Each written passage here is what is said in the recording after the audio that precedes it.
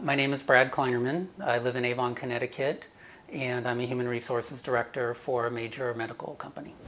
So I went to the Mall of America at the end of the day to exchange a pair of shoes that I'd purchased when I was there previously in January to look for a watch for my son. He was 6 at the time, and he had requested when I left on the trip that I bring him home a watch, and then to eat dinner and potentially see a movie. I've been walking around the mall in several different stores looking for the watch. A gentleman approached me and identified himself as being from Mall of America Security and asked me if I would participate in an interview. And I was thinking that was like some sort of consumer research or something, and I really was not in the mood to do that. And I said, no thank you, and started to walk away. And he said, excuse me, sir, you can participate in the interview or I will have to call the police. And I turned and said, why are you calling the police? What have I done? And he said, do you want to participate in the interview or do we call the police? And I said, you can call the police because I haven't done anything wrong. So then he said, well, I can call my supervisor first. So I said, that's fine, call your supervisor. So stood around for a few minutes. He asked me what I'd been doing there. I explained the same thing, showed him the receipt for the exchange of the shoes, told him I was looking to buy the watch for my son. And he said, oh yeah, looks like that. I certainly wasn't going to go anywhere with them because he had also said, well, if you'll come with me to our office where the supervisor is. And I said, I refuse to go anywhere with you. Initially, when I was approached and started to walk away, I wasn't even sure the person that stopped me was really with the mall. He was dressed in plain clothes, no badge. Then his supervisor showed up. Definitely as they were questioning me, I began to feel like a criminal. Kept asking me the same questions over and over again as if I was going to give them a different answer. I wanted answers as to why they had stopped me, and they weren't giving them to me. With the supervisor, I asked her a couple times why I was being detained. At first, she wouldn't give me an answer at all. Then, later, she said that I had been exhibiting cues that they look for in people in the mall. And I asked her, what do you mean cues? What type of cues was I exhibiting? She said, well, I can't tell you what types of cues. I can just tell you that there's certain things we look for in individual shopping or in the mall, and you were exhibiting some of those according to my staff.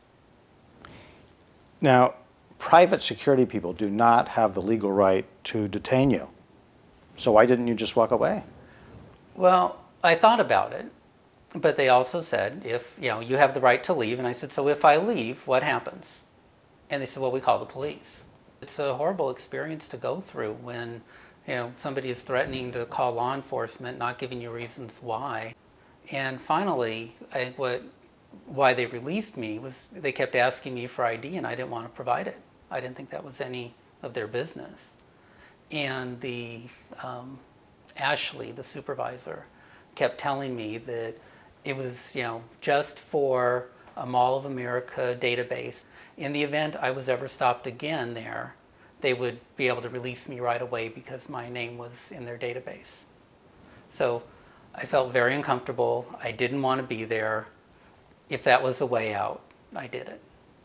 I gave her my driver's license. She talked into her little microphone a few feet away from me with my information, said, okay, you're not in the database, you may go. She said they just kept my name. The only thing that would be in there would be my name. Did you ever have any idea that there's a 15-page report about you until we showed it to you? Until you contacted me, I had no idea that this report existed. They wouldn't give me answers, but they also lied to me because they told me that small database, Mall of America keeps with my name, period. And this was turned over to Bloomington Police. It says at 16:59 hours, I observed a male, now known to me as Kleinerman Bradley, nervously watching McArdle and I while we were on another call. After McArdle and I cleared the call we noticed Kleinerman still observing us. I don't know what they're talking about. I do not recall observing them in any way, shape, or form. These security officers say you were watching them and doing their jobs, their security jobs. They're undercover security. How would I even know they were security people if I were in fact watching them? At this time, I spoke briefly with Hill about the oddness of Kleinerman's observance of us. They're saying the security officers are saying there's an oddness Yeah. about you. About my walking past them.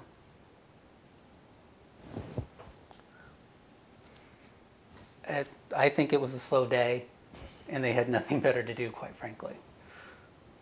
The male shook my hand and stated that he may be contacting me later. I did not shake her hand.